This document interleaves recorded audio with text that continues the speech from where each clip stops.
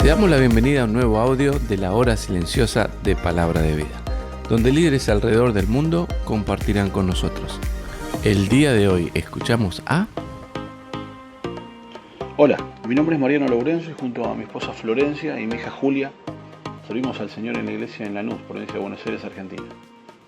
Es para mí realmente un privilegio poder compartir estos minutos meditando en lo que la palabra de Dios quiere decirnos, en lo que Dios quiere para nuestras vidas. Es mi oración que pueda ser para vos como fue para mí un tiempo de desafío. Hoy vamos a meditar juntos en el pasaje que se encuentra en el Evangelio de Juan, capítulo 13, versículos 21 al 30, y que dice así. Acompáñame con la lectura. Habiendo dicho Jesús esto, se conmovió en espíritu, y declaró y dijo, de cierto os digo que uno de vosotros me va a entregar. Entonces los discípulos se miraban unos a otros, dudando de quién hablaba. Y uno de sus discípulos, el cual Jesús amaba, estaba recostado al lado de Jesús. A este pues hizo señas Simón Pedro para que preguntase quién era aquel de quien hablaba. Él entonces, recostado cerca del pecho de Jesús, le dijo, Señor, ¿quién es? Respondió Jesús, a quien yo diere el pan mojado, aquel es. Y mojando el pan lo dio a Judas Iscariote, hijo de Simón. Y después del bocado, Satanás entró en él. Entonces Jesús le dijo, lo que vas a hacer, hazlo más pronto. Pero ninguno de los que estaban a la mesa entendió por qué le dijo esto. Porque algunos pensaban, puesto que Judas tenía la bolsa, que Jesús le decía, compra lo que necesitamos para la fiesta, o que diese algo a los pobres. Cuando él pues hubo tomado el bocado, luego salió, y era ya de noche. Si nos ubicamos en el contexto del pasaje, Jesús y sus discípulos están reunidos. Es el día jueves de la semana en que se celebraba la Pascua. Jesús y los discípulos están en el aposento alto, compartiendo sus últimos momentos juntos. Y Jesús está muy consciente de que, como dice en el versículo 1 del mismo capítulo 13, su hora había llegado para que pasase de este mundo al Padre. Él sabía que al próximo día, el viernes, iba a ser asesinado como el verdadero Cordero Pascual. Su muerte se iba a dar en el día de la Pascua, cuando se ofrecen los animales para ser sacrificados. Jesús estaba muy consciente de esto.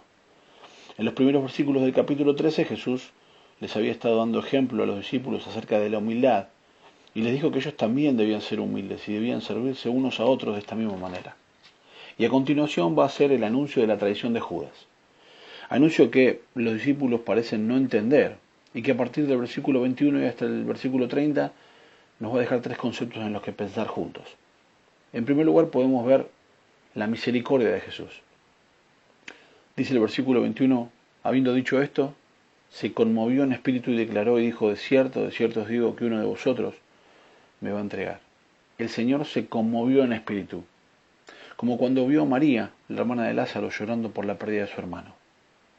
Al ver el camino que Judas había decidido tomar, un camino lejos del arrepentimiento, un camino de endurecer el corazón al llamado cariñoso que una y otra vez el Señor le hacía, un camino que conduciría a Judas al infierno, el Señor se conmovió en espíritu.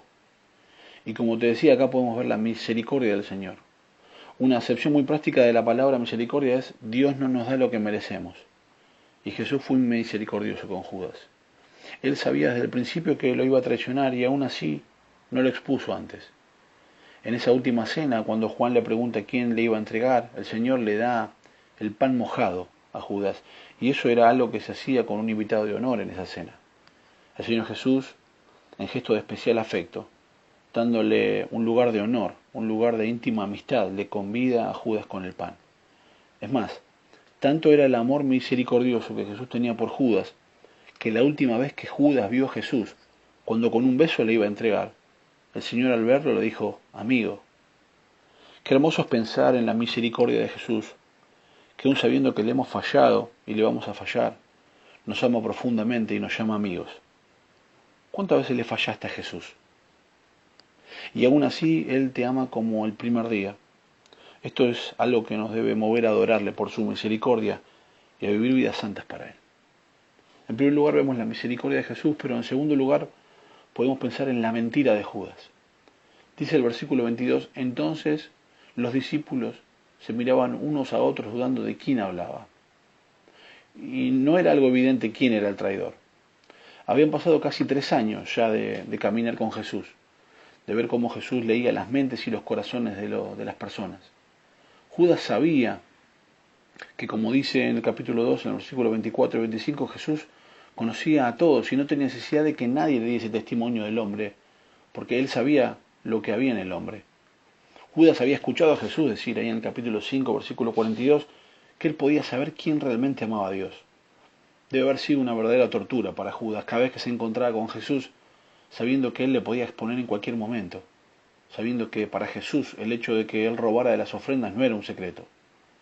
Pero esta muestra de misericordia de Jesús no tuvo ningún efecto en Judas. Él simplemente siguió viviendo una mentira en la que aparentemente era un discípulo de Jesús. Estaba con él, escuchaba sus enseñanzas, veía los milagros que él hacía, pero su corazón estaba muy lejos de Dios. Qué triste y qué frustrante es vivir una mentira. Pretender ser algo que uno no es para engañar a los demás y que piensen algo de mí que no soy. Pero saber que, como dice ahí en Hebreos 14:13, para Dios no hay nada oculto. Que el ejemplo desgraciado de Judas nos ayude a ver que en mi relación con Dios debo ser genuino. ¿Por qué le sirvo? ¿Cuáles son mis verdaderas motivaciones? ¿Que el anciano de la iglesia no me regañe? ¿Es mi motivación para seguir al Señor que los demás me vean? ¿O pertenecer a un lindo grupo? Judas seguía al Señor como verdadero discípulo suyo, pero en realidad estaba lejos. Que podamos seguir al Señor como verdaderos discípulos, porque le amamos y Él es lo más importante para nosotros. Vimos la misericordia de Jesús, ese amor infinito. Recién vimos la mentira de Judas, esa motivación incorrecta. Y ahora te invito a que me acompañes a ver el mando de Jesús, una soberanía inalterable. Dice el versículo 27, y después del bocado Satanás entró en él.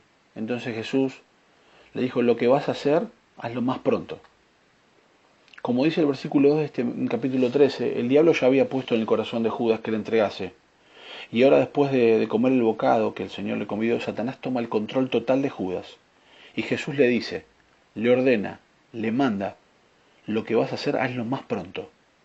Me hace recordar a cuando Jesús se encontró con el endemoniado Gadareno y cómo los demonios le pedían permiso para entrar en los cerdos. Y el Señor le dijo, id. Y al instante, dice, los demonios fueron al grupo de cerdos que había.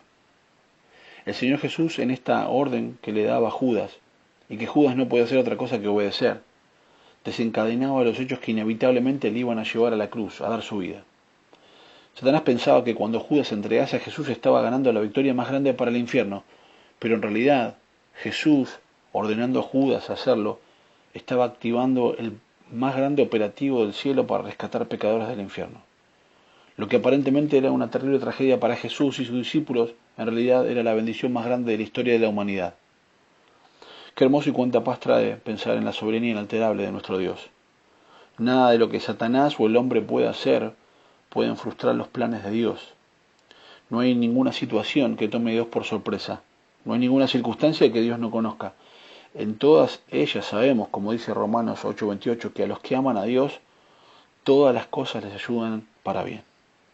Sea lo que sea que estemos pasando, podemos estar confiados que la soberanía inalterable de Dios está detrás y esa situación va a redundar en bendiciones para nuestra vida. Ha sido un tiempo de edificación y de desafío para mi vida pasar este ratito con la palabra de Dios y pensar en la misericordia de Jesús, como en su amor infinito, a pesar de que le fallamos tantas veces, Él me sigue llamando su amigo y me invita a vivir una vida santa para Él.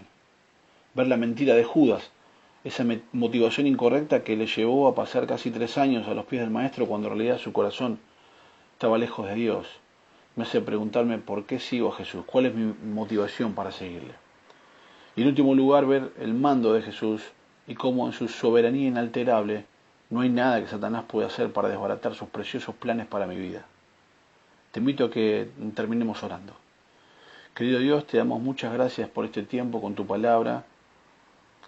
Que lo que hemos compartido, Padre, cambie nuestra vida, nos haga vivir en santidad pensando en tu misericordia cada día para nosotros. Nos haga poder seguirte con la motivación correcta, no agradar a los hombres ni ocupar un lugar para que nos dé prestigio, sino darte toda la gloria a ti. Que podamos disfrutar de la paz incomparable que viene a la vida al tener la seguridad de que en cada situación, en cada momento, estás en control y tus planes de bendición para nuestra vida son inalterables. Señor, te damos gracias por este tiempo. Oramos en el nombre de Cristo Jesús. Amén.